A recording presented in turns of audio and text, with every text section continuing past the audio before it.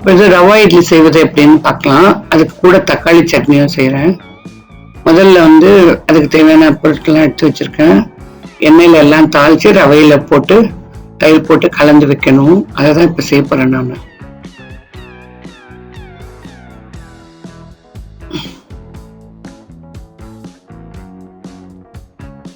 இது அவசரத்துக்கு செஞ்சுக்கலாம். அந்த டிஃபனு நைட்டுக்கும் யூஸ் ஆகும், காலையிலுக்கும் செஞ்சுக்கலாம்.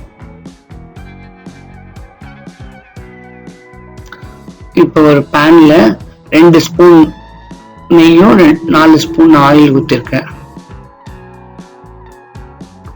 அது சூடானோடனே நம்ம ஒன்று ஒன்றா தாளிச்சுக்கலாம்.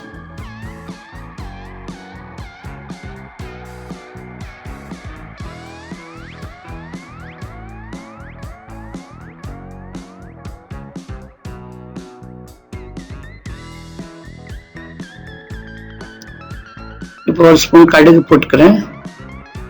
கடுகு நல்லா பொரியட்டும். இப்போ வந்து ஒரு ஸ்பூன் உளுத்தம் பருப்பு,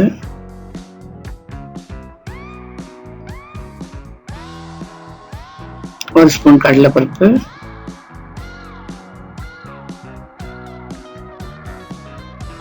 போட்டிருக்கேன். அது கொஞ்சம் சிவப்பா வந்தோடனே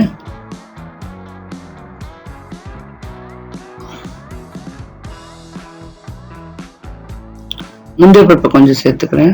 அதுவும் நல்லா ஃப்ரை பண்ணிக்கலாம்.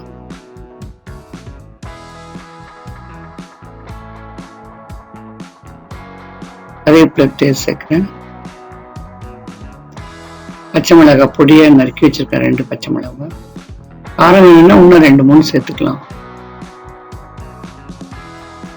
இப்படி நல்லா வதங்கணுன்னு எடுத்து வச்ச ரவையில அதை சேர்த்துக்கணும். இப்போ நான் தயிர் ஒரு கப்பு எடுத்து வச்சிருக்கேன். நல்லா அடிச்சுக்கணும். ஒரு பாத்திரத்தில் அந்த தயிரை ஊற்றிக்கிறேன். ரவையும் அதில் போட்டுக்கிறேன். ஒரு கப் ரவை எடுத்து வச்சிருக்கேன். இந்த தாளிச்ச சாமான்லாம் அதில் போட்டுறேன்.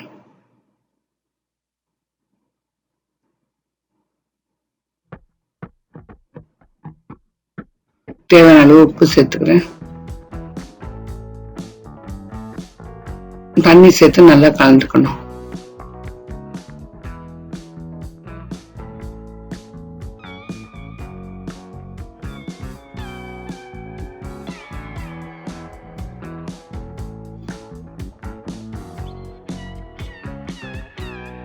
நல்லா கலந்துக்கணும், கட்டி முட்டி இல்லாத.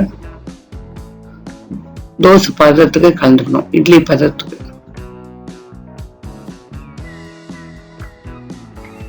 ஏன்னா தோசை பதத்துக்கு கலந்தாதான் கொஞ்ச நாள் ஊறினோன்னு அது வந்து இட்லி பதத்துக்கு வந்துடும். இட்லி பிளேட்ல நல்லா நெய் தடவிட்டு, இது கேரட் போடுறேன் ஏன்னா பிள்ளைங்களுக்கு பார்க்கறதுக்கு ஒரு மாதிரி கலர்ஃபுல்லா இருக்கும். போடலனாலும் பரவாயில்ல.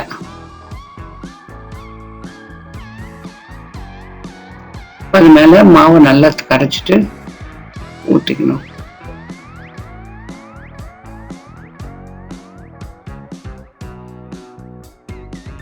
அவசரத்துக்கு திடீர்னு ஒரு சிற்றுண்டி தயார் பண்ணிடலாம். ரொம்ப சுவையா இருக்கும், வித்தியாசமானதாகவும் இருக்கும்.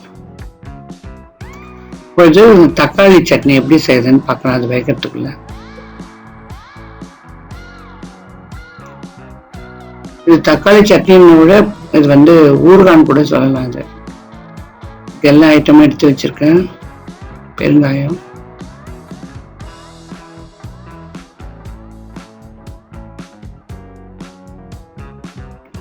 அதில் எண்ணெய் ஊற்றிருக்கிறேன்,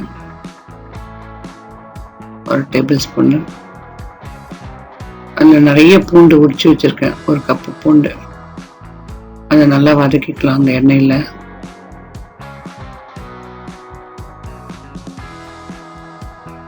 பூண்டு நிறைய சேர்க்கனால நல்லா இருக்கும் டேஸ்ட். அந்த பூண்டு வதங்கிச்சு, அது மட்டும் தனியா எடுத்துக்கிறேன். திருப்பி கொஞ்சம் எண்ணெய் சேர்த்துட்டு, எண்ணெய் சூடானோன்னு அதுல கடுகு 1 ஸ்பூன். கடுகு நல்லா பொரிஞ்ச உடனே அதுல போடுறேன். தக்காளி சேர்க்க போறேன். கடுகு பொரி ஒரு 1/2 கிலோ தக்காளி நான் கட் பண்ணி வச்சிருக்கேன். அதை நல்லா போட்டு வதக்கலாம்.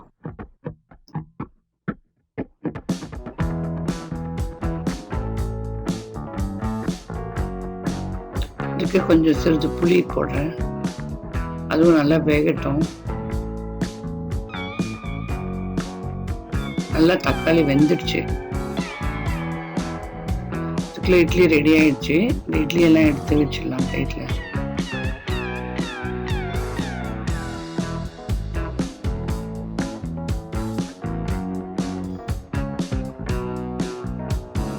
பார்க்கவே கலர்ஃபுல்லா இருக்கு.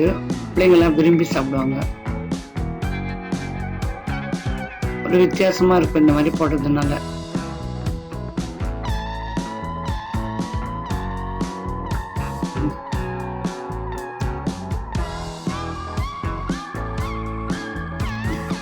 தக்காளி நல்லா வெந்துடுச்சு. இப்போ என்ன பண்ணா, ஆற வச்சுட்டு மிக்சியில் அரைக்கலாம்.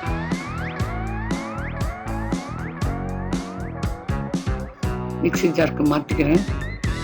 ஏற்கனவே வதக்கி வச்சிருந்த அந்த பூண்டையும் இதில் சேர்த்துக்கலாம். நிறைய பூண்டு போட்டிருக்கோம் பாருங்க, நல்லா டேஸ்டாக இருக்கும். தேவையான அளவு உப்பு சேர்த்து தண்ணி ஊற்றாத மிக்சியில் அரைச்சிடலாம். அரைச்சி விழுது ரெடி ஆயிடுச்சு. திருப்பி எண்ணெய் ஊற்றி, எண்ணெய் நிறைய சேர்க்கறதுனால ஒரு மாதம் கூட இது ஊறுகாய் நல்லா இருக்கும்.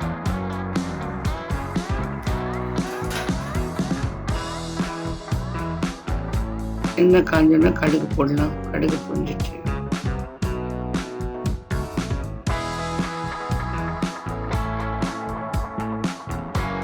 கொஞ்சம் பூண்டு சும்மா தாளிக்கிறது.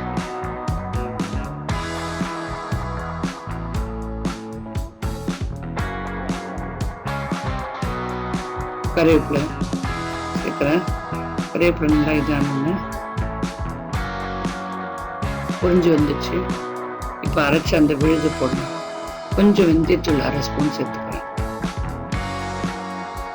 பெருங்காயத்தூள் சேர்த்துக்கிறேன். தனித்தூள் மிளகாத்தூள் 3 ஸ்பூன் போடுறேன்.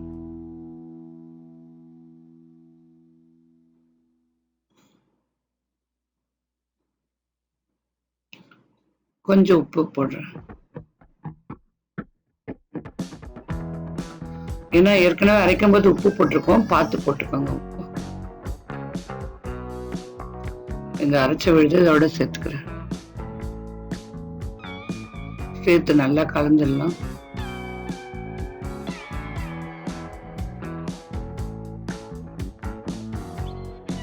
தக்காளி ஊறுகாய் ரெடி.